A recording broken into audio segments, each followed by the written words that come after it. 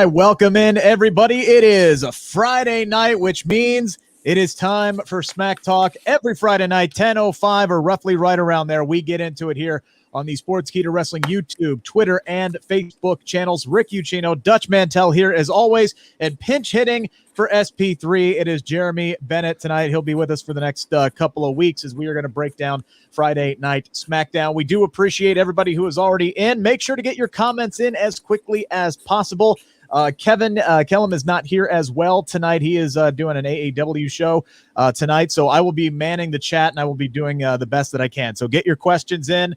And yes, Ozzy, I already see you giving up the Reggie love. You're like the only person who likes Reginald at all anymore, and we will definitely get into that tonight. But gentlemen, Retro SmackDown. They didn't give us the actual fist tonight, which is what everybody wanted, but we got several digital fisting tonight. We got all of that we could possibly handle tonight.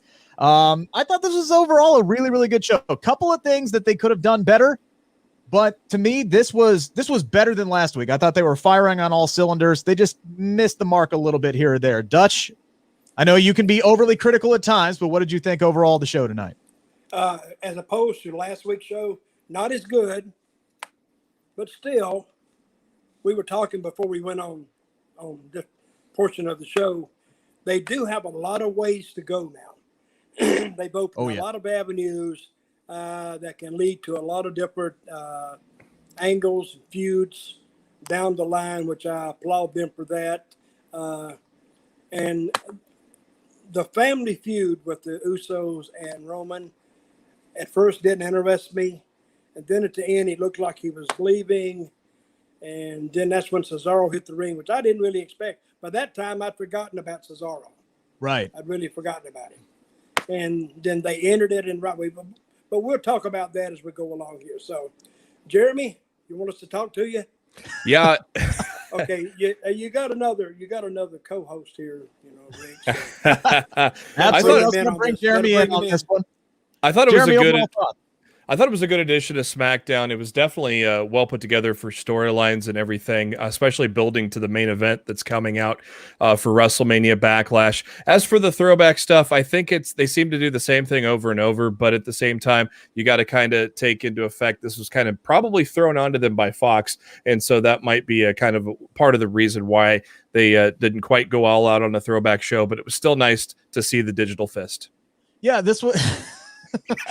this was basically like this was like what SmackDown would look like if it was around in the 1980s. That's like basically what it was. And then they gave us, a couple of nice little nods. They showed us the first ever main event, and they showed us the ruthless aggression, John Cena with Kurt Angle, and showed us all of these great highlights. We had Bayley running down all the great women's champions and then putting over herself in true heel fashion as she always does. I loved Michael Cole in the Canadian tuxedo, and I loved Vince McAfee tonight. Instead of Vince, we had Vince McAfee. I thought that was a really nice nod from Pat as well. He might have overdone it a little bit on commentary, trying to sound like Vince tonight, but overall, I still think he does a really, really good job.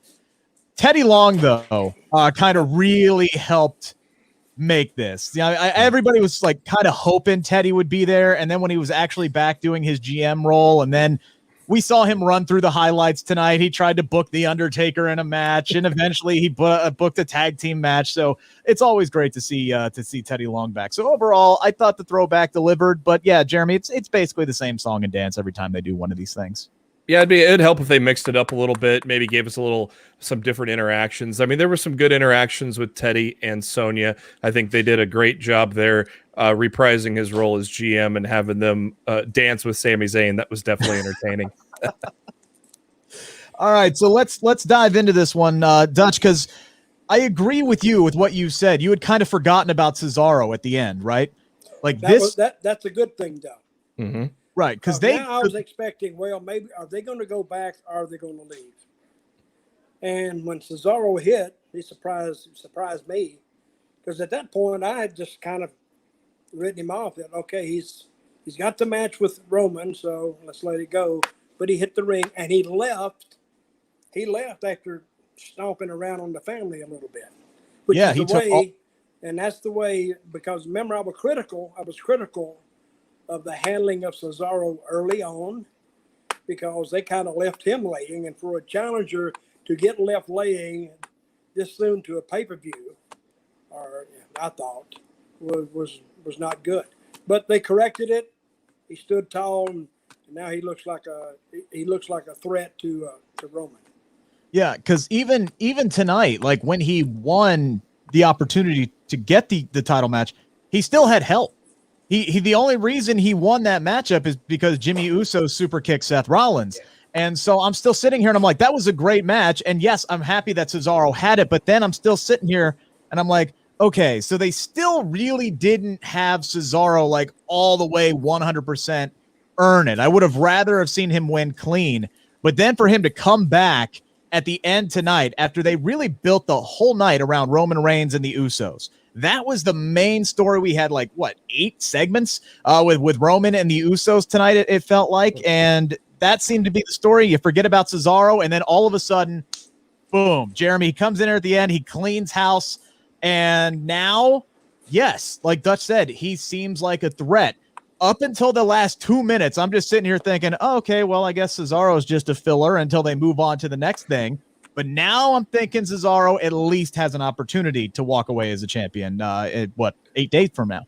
Yeah, and I thought it was the whole thing was really put together well. The whole story from start to finish. I thought they did a tremendous job with the open. And then obviously he forgets about Seth Rollins for a minute, takes the eye off the ball, gets attacked by Rollins, leading up to their match that was planned.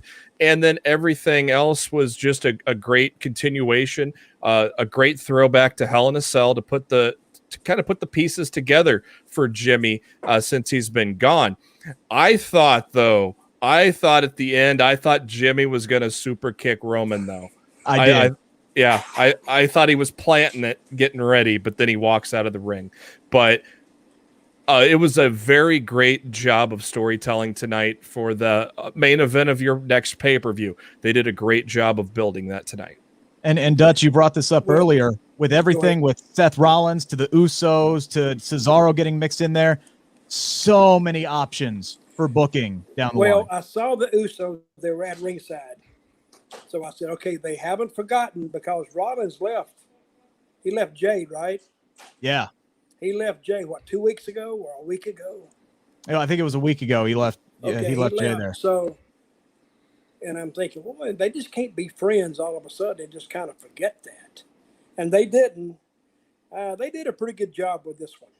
I mean, there's a lot of ways it could have gone, but I'm glad the family stayed together because now that gives them a different way to go. But now they have a little heat between them, which they can stir and start cooking a little bit. And they didn't blow it off all in one night because I think bringing Jimmy back and then blowing this big angle with him would be. Yeah, I think we're going to get a slow build. They're putting the cart in front of the horse. Yeah, right. I was afraid that they were going to really fast track Uso versus Uso. I think doing what they did tonight was great. As Dutch said, the slow stir of the pot. I think we can get Uso versus Uso at SummerSlam in front of a live crowd. That's going to be a hot crowd for that type of match. Yeah, and so immediately they never had that match before, correct? No, and immediately when they started teasing that tonight, I immediately thought back to I talked to Jey Uso in March, and he said his dream matchup is facing his brother, and that was a quote that immediately popped into my head. These two want to have a match with one another. They want to go out there and put on a show facing one another because they've never split. They don't have a desire to split from one another. I think they just want to go out there and have one big match. I don't know if I hope they don't fast track it to WrestleMania Backlash. Maybe they push it off to Money in the Bank, or maybe they do kick this thing all the way down to SummerSlam. But sooner or later, I think we do need to see Jay versus Jimmy. They really got to fast track it because I mean that's a week from Sunday. So that if they do that a week from Sunday, they wouldn't do that because I know they can't. No, that is way. It's got to sit there and it's got to. This is what I used to say. Let the people think.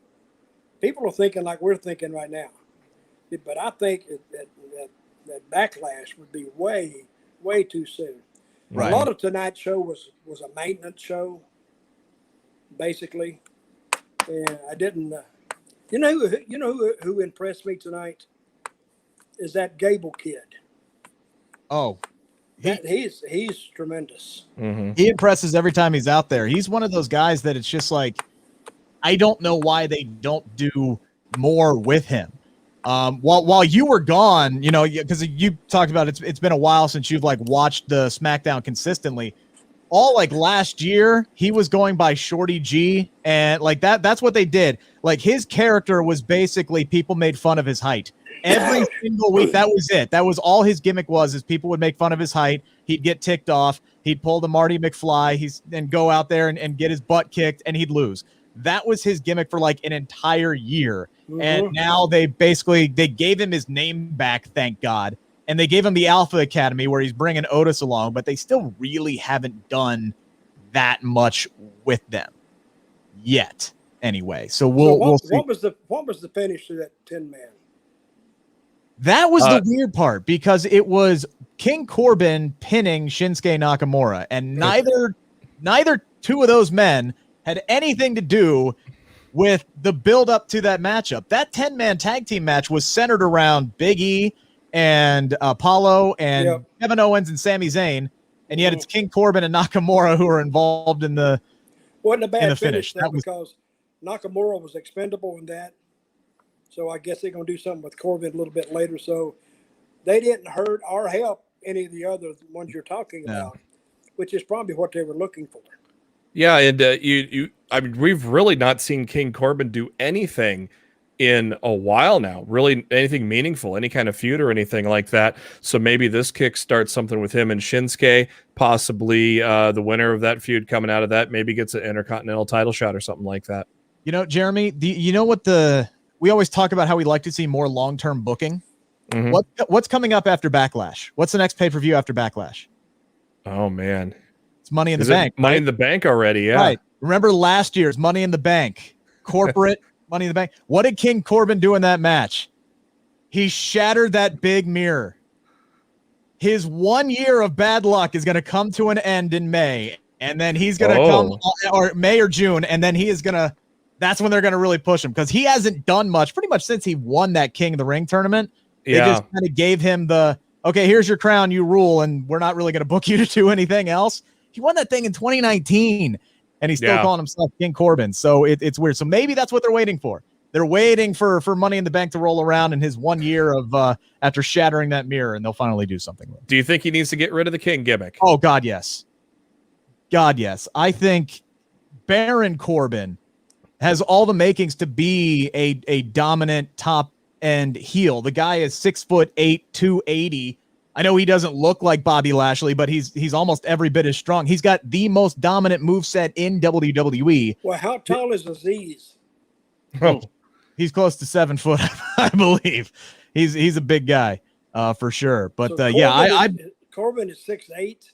Yeah, that's what they bill him as anyway. So I don't think he's 6'8", but it's to me on TV you can't really tell how tall any of them are really. I mean, right. You just do a straight shot right in front of them, but everybody's talking. I'm gonna tell you about King Corbin. I don't get it. I don't get it with the guy. I don't get it with the King deal. I think there's something missing with him. I think he had a good thing going. He may have the size. Mm-hmm. But I think he had a good thing going in NXT as that lone wolf kind of gimmick, and he never really got to meet that kind of full potential because he got the call up so quickly. But the lone wolf gimmick kind of worked for him in NXT. Maybe he can go back to that. I wasn't really a fan of the old TJIF Corbin either. I did think he did a good job as King, but I think it's well run its course. So I think it's time to repackage him. They obviously had no plan, because if you remember, Drew McIntyre was supposed to win that tournament, and then he got hurt. Mm-hmm. So Drew got hurt, and then they threw Baron Corbin. So Drew was supposed to win, and then he was going to get the Universal title opportunity. That didn't happen. So they just gave the title to King Corbin, but they didn't give him the title shot. They just gave him a crown and a chair and a robe and said, go out there and you're King Corbin. And he's basically been doing that for almost 2 years now. Mm-hmm. Yeah. So it's time for it's time for some kind of new direction for King Corbin. But again, no one's ever kicked out of the end of days. He's got a really dominant moveset. If they would just tweak his character a little bit, just let him go back to being Baron Corbin, he could be really, really good. He's got all the tools. It's his booking that's holding him back, in my opinion, anyway. Where was our guy tonight? Ali, how do you say his name? Alistair Black. Yeah. That's no vignette. After 3. Where was he? They cut him. Yeah, no vignette tonight. They teased it on social media. I think it was WWE on Fox put a picture of Alistair Black and said Chapter 3, but they didn't show it tonight. So I don't know if it got cut for time restraints, because I guess that is something that if you're running short on time, because they did show a lot of throwback segments. They had a lot of those kind of highlights. All that is timed out. Yeah, and Fox kind of Fox cuts out early for to get ahead of the local news, so they stop a couple minutes before the top of the hour as well. So so maybe that was a last minute cut. I'm not sure. I don't think so. I don't think they would have ended the show on Black. They would have ended the show on Cesaro's hand up. Yeah, right. I'm not saying it would have been at the end of the show, but maybe they just decided before the night aired to all right, why don't we just kick that can down the road for next week. I thought I missed it. I thought I took a bathroom break at the wrong time. I missed it, but I checked on Twitter and no, he wasn't on tonight, which was very, very, very curious. And Paul with a great question here. Where was Sasha Banks? I think it's been 3 weeks now since we've seen Sasha Banks. It's almost like if Bayley and Sasha aren't feuding with one another, they can't find the time to put them on the same show. It's really, really weird. I don't know. Maybe she's just taking a break. Maybe she's doing some acting. She could be doing some acting right now, maybe too, that we don't know about. Filming Mandalorian season 2, maybe. Man. Who knows? Well, the thing about it, at least people missed her. Yeah. Yes. See what I'm saying? As long as they're missing you, they're expecting you to come back. Mm-hmm. And it's like anything else. If you just keep on keeping on, and she can be out there. But if the segments they have her in, if they're not meaningful, it's better for her to be off and let them remember her as she was, instead of, and unless she's going to be in something hot, there's no need to even have her there. So there's nothing wrong with that, really. I would not be stunned if she shows up at WrestleMania Backlash and gets involved with Bayley and Bianca, because I still think that is the plan, is to elongate this feud with Bianca and Bayley and Sasha and keep that going pretty much through the summer, because if Bianca goes out there and beats Bayley clean in 8 days, who is next? You still got Sasha hanging around there. She obviously deserves a rematch at some point, but they haven't really built anybody else up on the roster. Natalya and Tamina have been in this tag team title thing, which we'll get to in a little bit. And we just saw Ruby Riott and Carmella for the first time in weeks. I was genuinely excited about that. And then the match was 2 minutes long. It's like they gave me this carrot right in front of my face, and I'm like, oh, I'm going to take it. It's going to be so good. And then they just yanked it away from me, Jeremy. What match was this you're talking about? Carmella and Ruby Riott, the one that went 2 minutes that should have gone 7 or 8. Now that's sometimes that was cut short. Yeah, that was real short. That was 2 minutes. When they get into a match, let's go. I think it's like Mandy Rose and Dana Brooke. They just cannot figure out what to do with the Riot Squad. By now, both of those sets of teams should have held the tag belts at this time. You almost figured Mandy Rose was going to get a push, just like Ruby Riott should have got a push. She's so talented in the ring, but they've just have never pulled the trigger on her. And I don't know if that long injury has scared management off, and they've had so many opportunities to give the Riot Squad the push, and they just have never done it. They are the longest actual tenured team that they have in the women's tag team division, and they don't push them. And we've seen Liv Morgan put out these training videos out on Twitter, and ever since she came back at the end of 2019, she just can, she's really good in the ring. She has worked really hard and has a great skill set, and both of them are really good in the ring. They're both highly entertaining. Yeah, I don't know why WWE is actively choosing to leave them in the back. Same thing with the Iconics. I don't know why they decided to just split them up, leave them in the back, and then release them. because like Peyton Royce in 2020 really got improved in the ring, and you could see it in her matches. Like the final match she had with Asuka was a good final match in WWE for her. So, it's weird because Liv, you've seen that in that improved performance from week to week. You've seen it with her just as you've seen it with Peyton Royce, and they just don't capitalize or kind of give the benefit of those wrestlers that have been working hard in the ring, like Dana Brooke has done. She's worked her butt off, over the last couple of years. They're just not getting the payoff for all the work that they're putting into, and you can see it on TV that they have gotten a lot better, but management just does not reward that that type of work for some reason. Guys, make sure to keep getting your comments in and any questions you have for Dutch. Paul says, Dutch, the beard looking amazing tonight, my friend. Respect to you. Well, thank you very much. Look at this, and then look at Rick's. Well, look at Jeremy's, and then look at mine. I mean, yeah, Rick, you're in third place here this week. Yeah. I used to be in first place constantly on this show. You should get what now? I used to be in first place constantly on this show, and then we brought in Dutch, and now Jeremy. Yes. I was always in first place when it came to the facial here on this show. Who did Sid say was worthless last week? Reggie. I believe he said Reggie was worthless. Yes. Well, he's less than worthless now. I was kind of saving this until a little bit later, but yeah, Dutch, let's dive into this. Your honest thoughts on what we saw between Reginald and Tamina tonight. Well, if you wanted to pick a bathroom break, I mean, that would have been a good one to go because the kid didn't do nothing. Mm-mm. And I don't understand the finish at all. I mean, they could have had Tamina beat him and end up, whatever they did that afterbirth. But I was watching the match. I'm saying, I don't get it. He stood up on the top turnbuckle one time. I'm thinking, okay, now if he does a flip to the floor, that's impressive. I don't know how it's going to help the match, but it'd be impressive for him. I mean, you could at least use it for a clip. But and when he walked out there versus Tamina, what did you think? Who'd you think was going to win?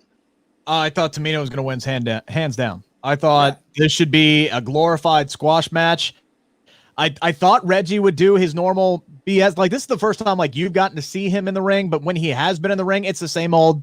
He does the flip stuff, and he does do some impressive stuff. Like, he has done some jumps from the floor through the ropes and do, he's obviously athletic and he can do some nice things, but it's like his mindset heading into this match tonight was the best offense is a great defense. Like, all he was doing was ducking Tamina and didn't do anything to attempt to win the match, but he was walking around the ring like he was hot, and strutting and looking back at Nia and saying, I'm doing good. Look at me. Everything's great. And I'm just sitting here. I'm going, can we end this? Like, why did that get more time? That should have gotten 2 minutes. And Carmella and Ruby should have gotten the 7 or 8 or however long this segment went.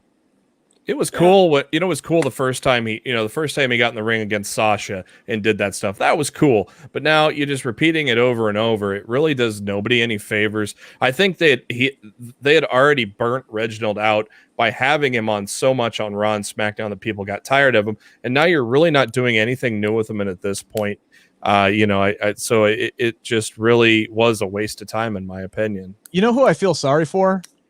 Is Reggie himself, not the character, but the dude who's playing Reggie. Because Dutch, let me ask you this: if he's been at the Performance Center reportedly, like working and training, and he has hopes of being an actual in-ring performer, how do you take him from this role that he has been in, where he is doing nothing, he's doing flips, he's doing like runway model, suit try-on segments, and then he's getting, dominated by, the women's division. How do you take that and then push him seriously one day? Like, how do you do that? You can't. I don't think you can. What's the kid weigh? He's 5'6". He's 5'6". He weighs 150 pounds? Probably, roughly, something out there. He can't.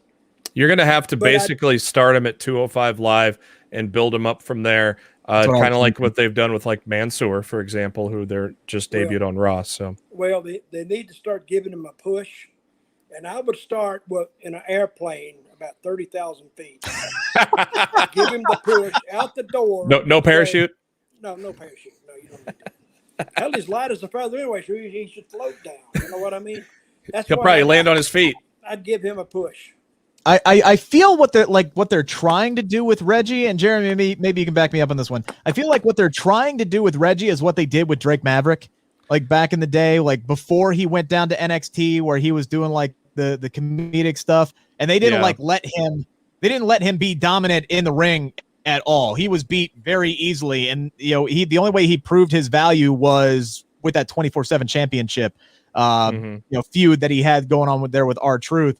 And then they let him go, and then they put him in the Cruiserweight Classic, or the Cruiserweight title tournament to finish out his contract. And he earned his way back into NXT with the matches that he had and the support that he had from the audience. I feel like they're trying to do something like that early booking that they did with Drake Maverick with Reggie, but it's not working because Reggie's not funny. He's not entertaining. Let me ask you this: who liked Drake? Who was his biggest supporter? Pretty much, I think everybody liked Drake Maverick with what he was doing with the 24/7 time. In management. I think Triple H did. Obviously, because Triple H And decided to bring him back. What about Reginald? I have no earthly idea who likes him. Apparently Bruce Pritchard, because they're putting him on TV every week. Yeah, and like Drake Maverick, he had a body of work previously. He had some great stuff with these. With TNA, he was pretty good. Yeah, he had some great stuff with EC3 in their feud. He did. I think the problem with Reginald is that he is also being in a part of probably. That's the biggest problem. He just sucks. It's also like another thing. Putting him with those girls, Tamina can't carry him. No. Mommy, Natalya could probably carry him a little bit. She's probably the only one. Yeah. But those girls they're not talented enough to carry a less talented performer. Yeah, and it's also just the worst booked feud right now. That women's tag has just been full of duds for quite a while now. So that doesn't help the cause they've been either. Booking the same matches like every week. It's Natty it is Nia and Shayna, and they're either going up against Natty and Tamina, or they're going up against Mandy and Dana, and it's a 5-minute match that ends with like a some kind of Reginald involvement, and then it's either Shayna and Nia win clean or it's a DQ. Like that's just basically what it's been. Heck, on Monday was the best women's tag team title match we've seen in a while. They gave them 2 minutes. 2 minutes. And the reason it was good is because Lana and Naomi have really good chemistry with one another, and that match was really getting going. And Lana's really been impressing me with the improvement that she's been making in the ring. And then I'm like, all right, this is getting good. And then it's like, oh, it's over.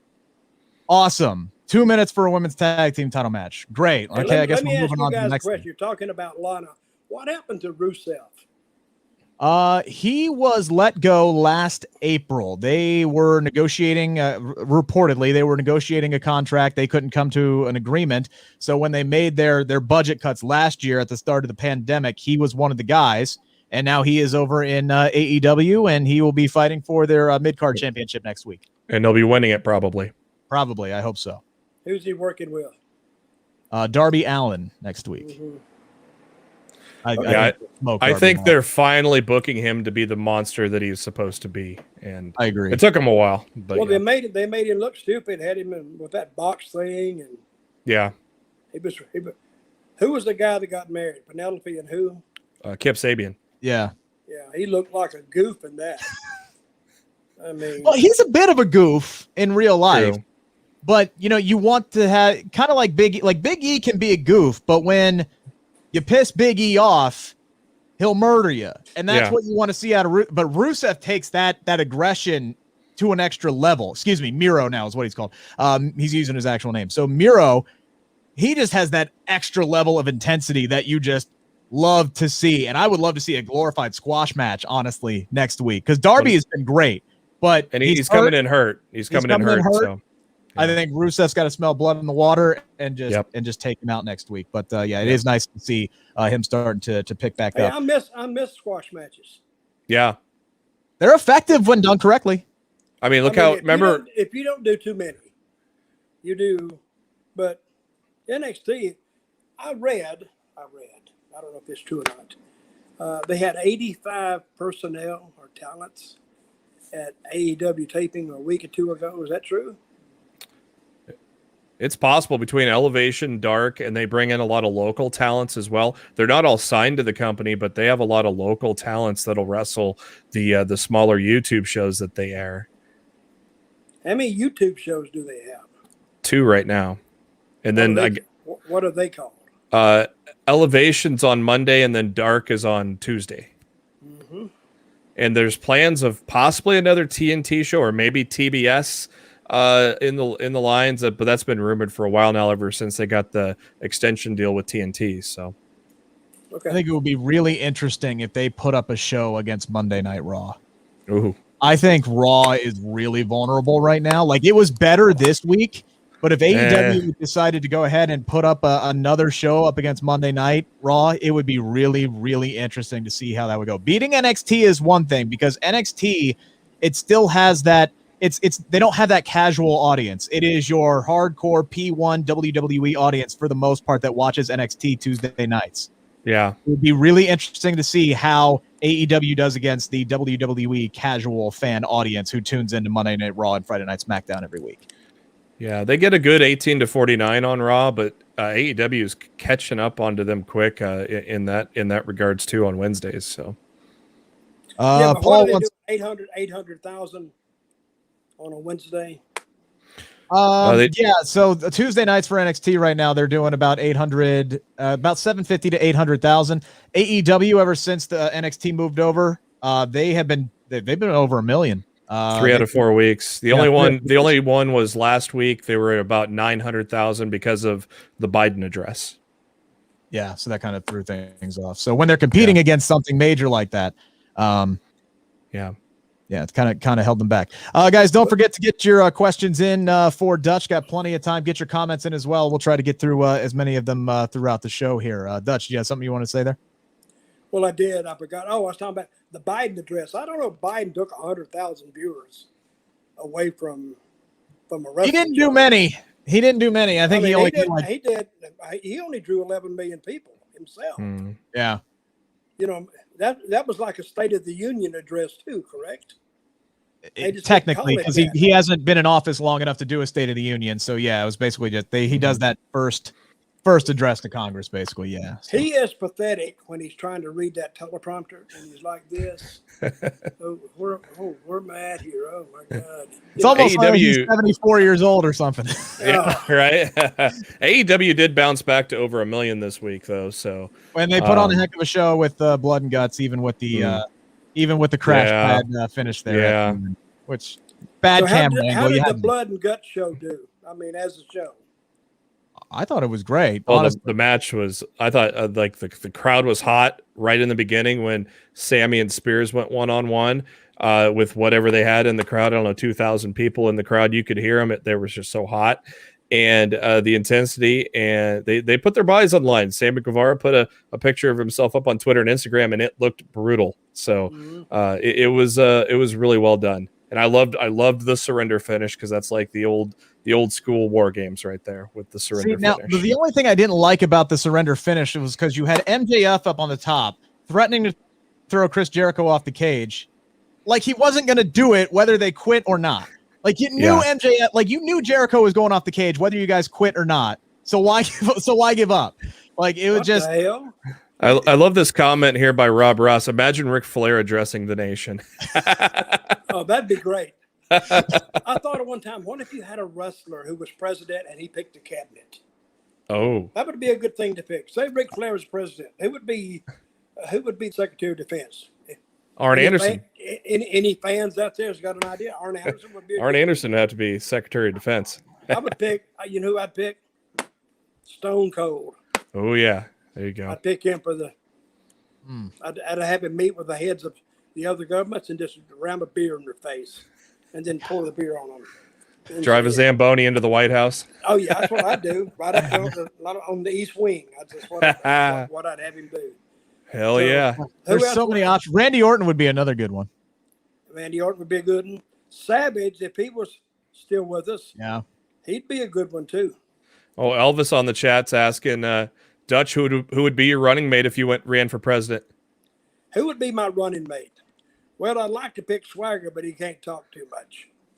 So he'd run both. Vice presidents don't talk that very. I would. Oh, I love Jack. But the whole time I rode with him, hell, I did most of the talking. He just looked at me like, "Are you fucking nuts or whatever?" You know, he just.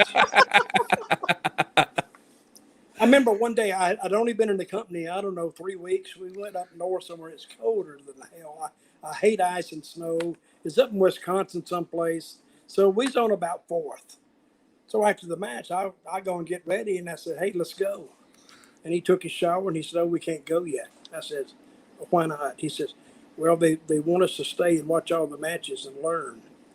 I said, "Listen, I'm going to tell you what, I won't be in that car in 5 minutes, Jack.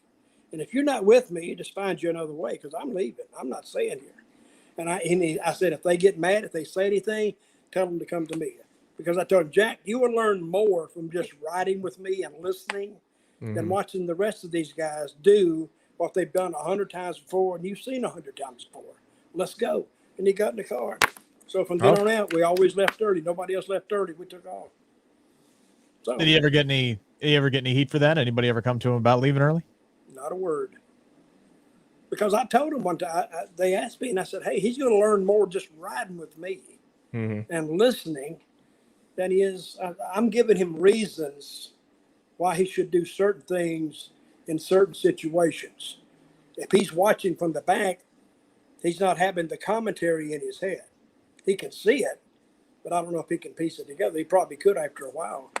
But it's better, you know, that's how I learned the business. I listened and do this and do this and do that, or don't do this and don't do that. So that's how you learn this business. It's not easy to learn this business. It's not. It just takes there's still things that I still don't know. And if I don't know them now, I'll never know them. But they just certain things that, you know, that just go together. And I learned it listening to these old timers.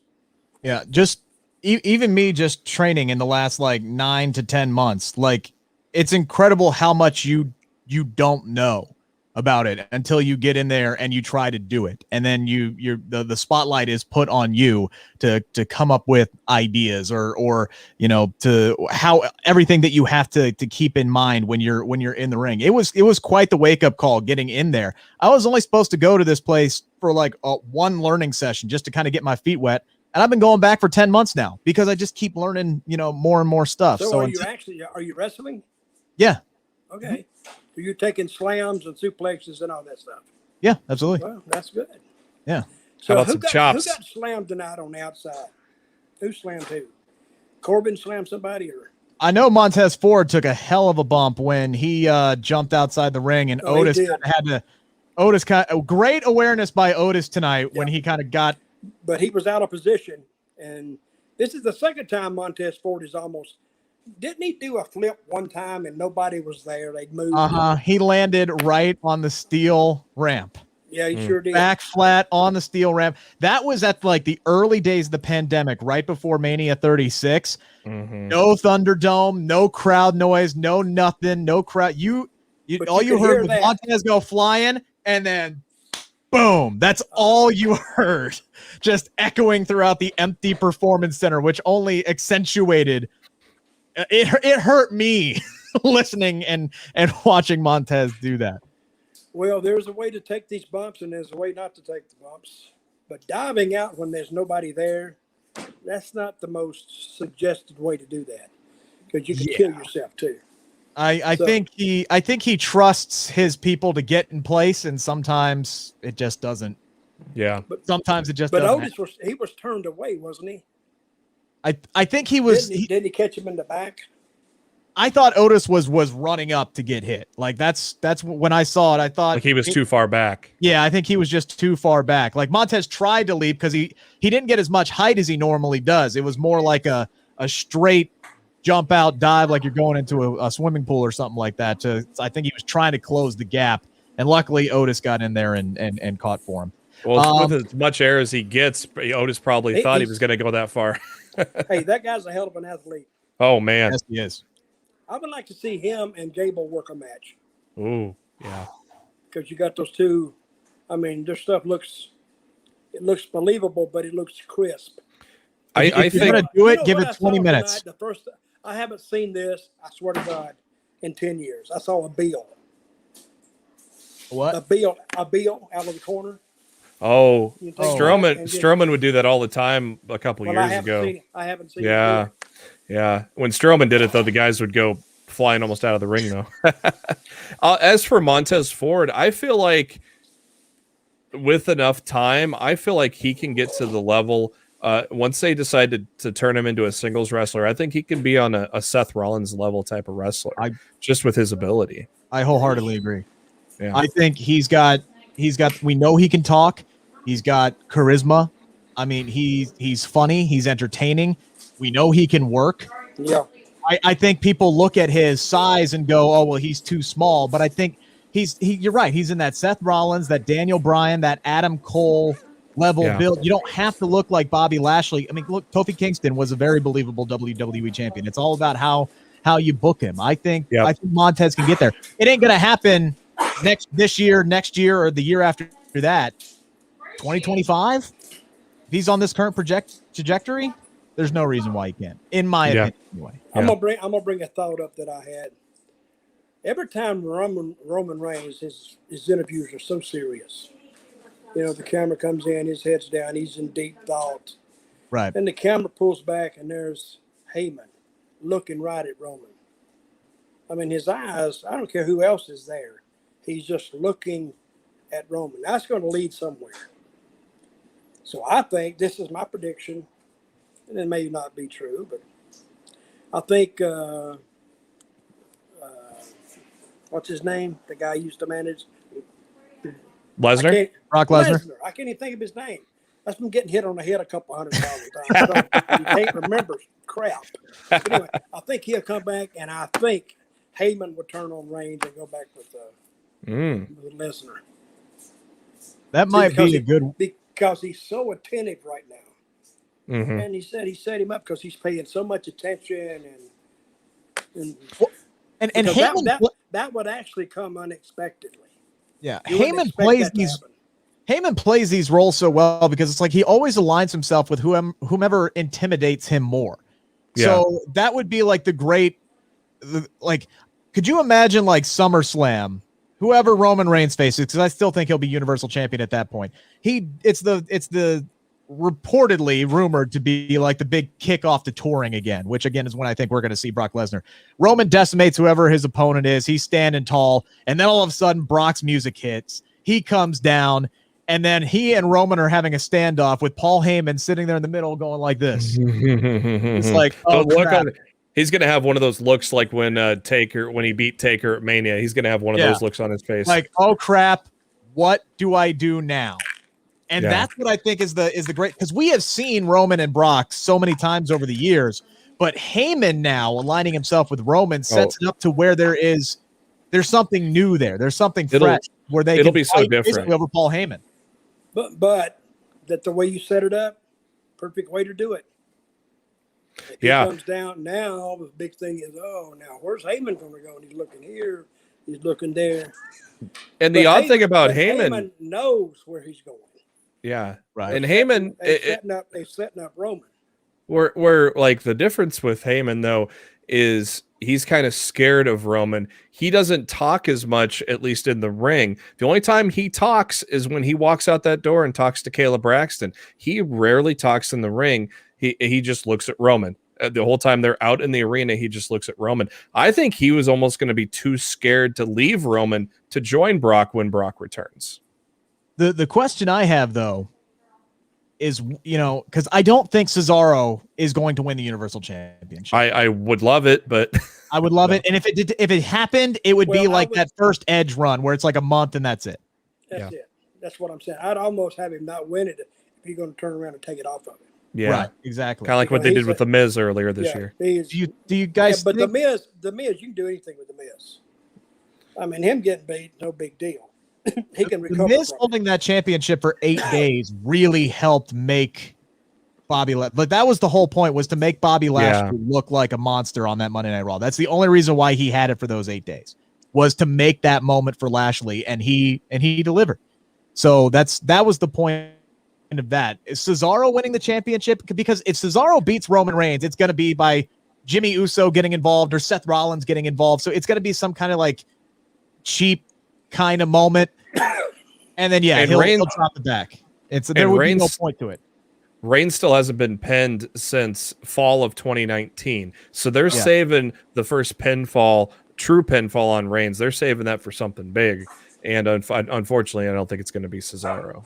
No, it may be Big E, but that's like way down the line. I hope they wouldn't give it to Lesnar because he doesn't need it. I don't see that either.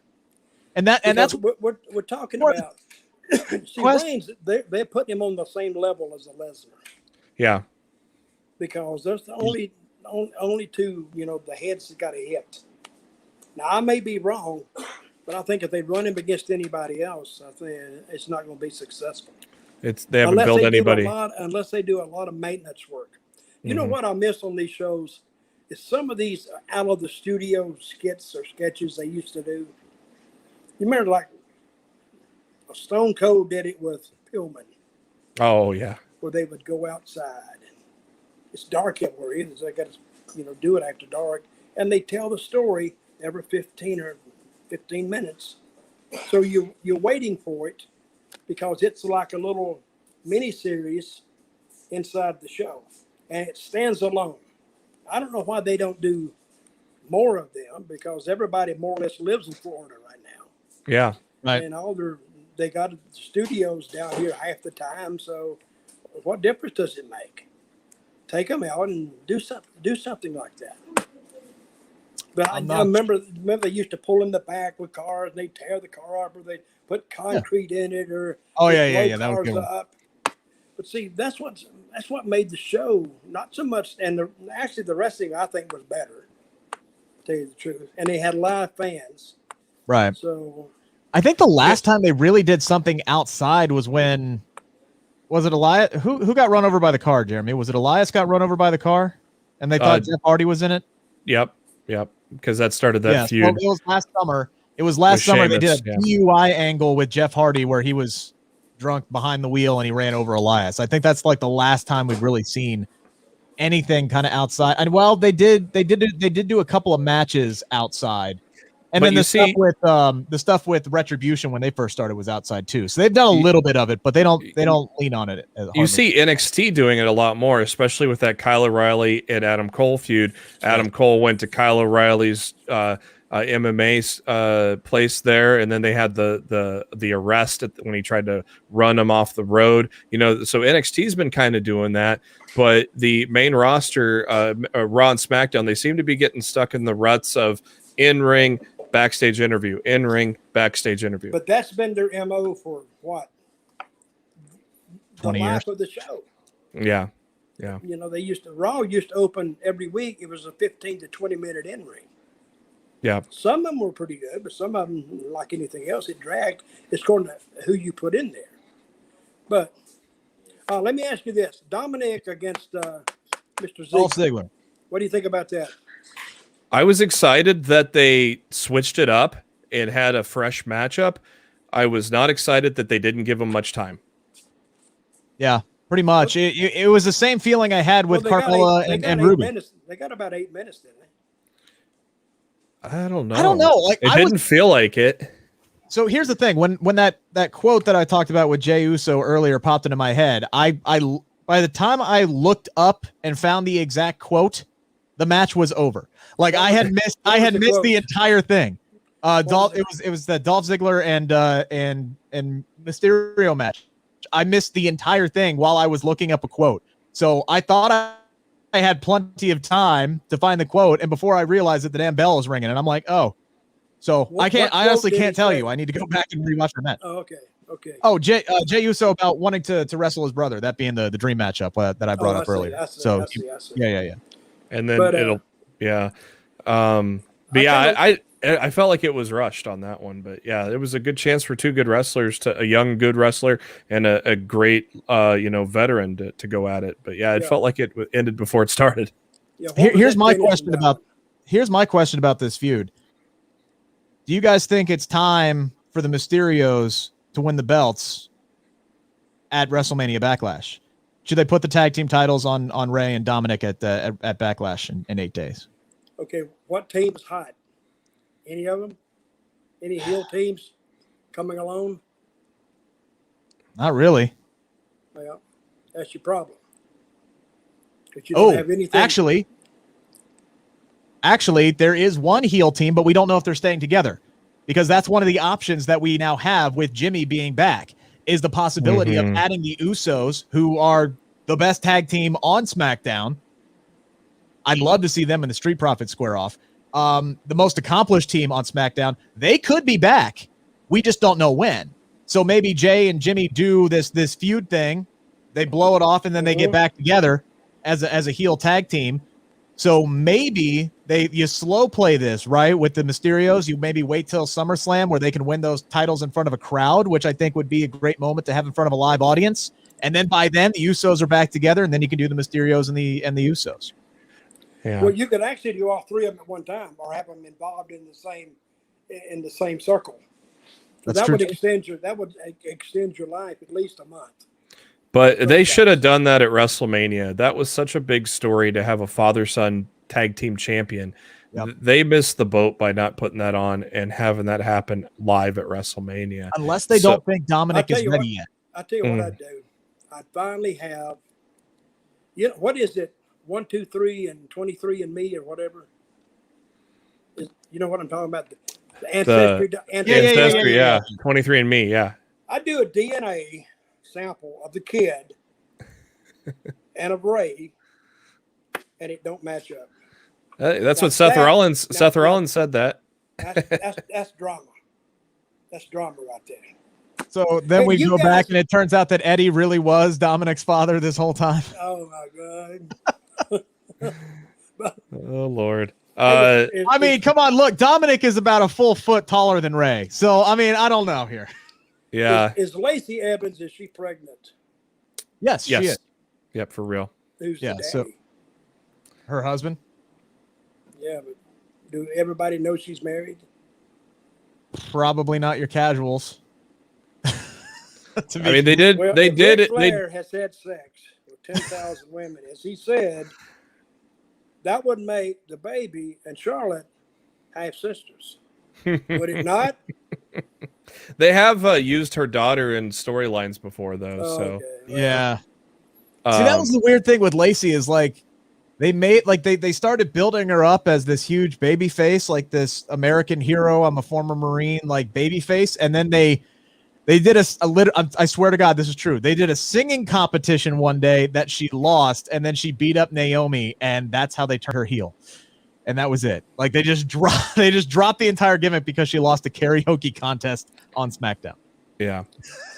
Well, but we knock some of these things we see. It was horrible. It was this. These guys got to do this 52 weeks a year. Mm-hmm. It's the only live running show ever in the world. Where you got to keep trying to be fresh. The only thing that didn't get knocked out by the pandemic was pro wrestling. Yeah. Even the game shows take 3 months off, 4 months off, 5 months off. Mm-hmm. Then they go back and tape a bunch, and they go again. Right. Wrestling is the only thing that doesn't have an off season. So if you want to know how thankless this writing job can be for a wrestling show, try it sometimes. Mm-hmm. Oh, I've tried it. It's thankless. Everybody hates you. Everybody thinks you hate them because you're not using them the way they want to be used. Somebody asked me one time, why aren't you on the WWE writing team? Well, one reason is I don't want to be on it. Because Vince, I'd hear those writers, they'd come in, they'd be like this. They'd be like passing out. I thought they got drunk. They didn't get drunk. They hadn't had any sleep. Oh, wow. Vince would get them out of bed at like 4 o'clock in the morning and call a meeting, and they go to his room or whatever. He had a big suite, and they'd rewrite the show at 4 or 5 or 6 o'clock in the morning. Then they'd have to be at the building at 11. Then they'd have to go back and get all this, padded out. And he has been known to rewrite the show, get to the building, and rewrite it again. Some shows have had 3 rewrites. And the guy sitting around said, what am I doing? It's like 3 o'clock, 4 o'clock. And you still don't know what you're doing. Mm-hmm. And everybody knows, well, they rewrote the show. That's how Raw's why that's kind of been disjointed lately. It feels like things are kind of, it does feel like things are changed last minute, and it's hard they have been kind of stuck in a rut for quite a while now on Monday Night Raw. Okay, who has Vince has final say on SmackDown? I think Vince has final say on everything, but Bruce Pritchard technically runs both shows. Creative wise, he runs why both is shows. one better than the other? No clue. A lot. Not a clue Same in writers? the world. I think Vince is not as hands-on with SmackDown except for like WrestleMania season. It seems like. I think he's not as hands-on. I think he's still in his mind thinks Raw is his baby, even though they're on network TV with Fox. Because it seemed like a lot of things from Raw that wouldn't make sense kind of creeped into SmackDown on the build to WrestleMania, and now it's kind of gone back to the status quo that SmackDown has been better than Raw as it has been over the past year. Andrew Wilson says that Raw should be cut to 2 hours just like SmackDown. It's the perfect. Yeah, it's the perfect time frame for a wrestling show, but they make money off of that third hour, so I don't think that's ever going to happen. It's going to cost you $250 million a year. Oh well, we keep it. Yeah, I mean, you made the quality of the show maybe better. Yeah, hey, I was in. This is a booking story. I was in Puerto Rico and they had a 90-minute show. Sounds like a dream. Well, yeah, it was. I mean, the ratings down. If you just followed the story and kept the story, and I did a lot of outside stuff, and hell, I've said this before, we hit a 15, 16 rating sometime. I hit an 18 one day. I don't know why, but it hit an 18. It rained that day, I guess. I don't know. But that thing down there, I wanted them to get a heel show, an all-heel show for 30 minutes, just the heels, so we could do our – you're going to promote the same show. Carlos talked to him. He said, why don't we do a 2-hour show and we give the heels a show inside that? So that's when it went to 2 hours. Then they had a 90-minute show on Saturday and a 90-minute show on Sunday. So then he had a 2-hour show on Saturday and a 2-hour show on Sunday. So I was producing 4 hours of TV a week for about 2 or 3 years down there. And I would go to the beach, me and a bottle of Malibu rum. And I'd sit down and I'd start thinking, and I wouldn't write nothing down, and I'd go back and I'd kind of piece the show together, and then we'd book it. So I had a lot of, Malibu, Mr. Malibu, Senor Malibu, I called him. He's pretty smart when it came to wrestling, really, he was. Maybe some of the writers on you should send a case of that to the writers on Raw, and then maybe. Then maybe they'll start producing a better show. Although I do think Raw did make some strides in the right direction this week. There's actually some things going on that are intriguing me. Yeah. And I did go into those in complete detail on the very first episode of the Inside Cradle, which we debuted. Kev, Kellen, and myself. It's our new weekly podcast every Thursday at 8 o'clock Eastern Standard Time. That will come out on the Sportskeeda Wrestling YouTube channel. The audio version comes out 3 hours before that, 5 o'clock Eastern Standard Time. You can find us on Apple Podcasts and on Spotify, so check that out, Inside Cradle. Our first guest this week was Drew McIntyre. He gave us 20 solid minutes, and he was hilarious. I highly suggest that you check that out. I also did get a chance to talk to Mansoor this week. That is a standalone interview, and that is up on the Sportskeeda Wrestling YouTube. What's the story on Mansoor? I saw a clip on him. What's his story? So he is the first WWE superstar to be signed from Saudi Arabia. Yeah. And he came over, and he's basically been developing for 3 years. They had him in NXT. They had him in 205 Live. They had him working, some main events. He's undefeated in Saudi Arabia. He won a big battle royal. He actually beat Cesaro one-on-one in Saudi Arabia, and then beat Dolph Ziggler as well. Those are to date his three biggest wins. So and now they have brought him up. Okay, does WWE run their own shows in Saudi Arabia with their own talent? Yeah. So they did 3 pay-per-views. They've done like 4 or 5, I think, in Saudi Arabia. But they have like a 5-year contract with Saudi Arabia to do. It's 10. So they have it 10? They have their own company there that runs like their little independent shows. Yes or no? Oh no, it's just like a pay. It's just like a pay-per-view, a special pay-per-view that's ran from their country, basically. Yeah, so WWE does the pay-per-view. So they do an entire show there. But since Mansoor is their one homegrown talent from Saudi Arabia, he's won like 3 big matches at those pay-per-views. But I've heard all kind of stories. What does who pays for those shows? The I Kingdom? believe the Crown Prince of Saudi Arabia pays for those shows. And how much is that show that I've heard? $20-something million.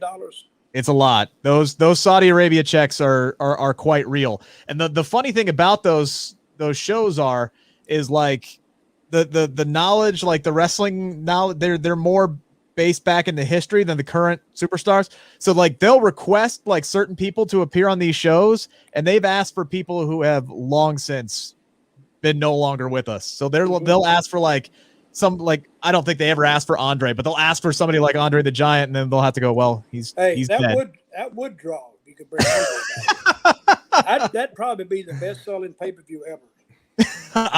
Yes. If all of a sudden Andre came back and had a match.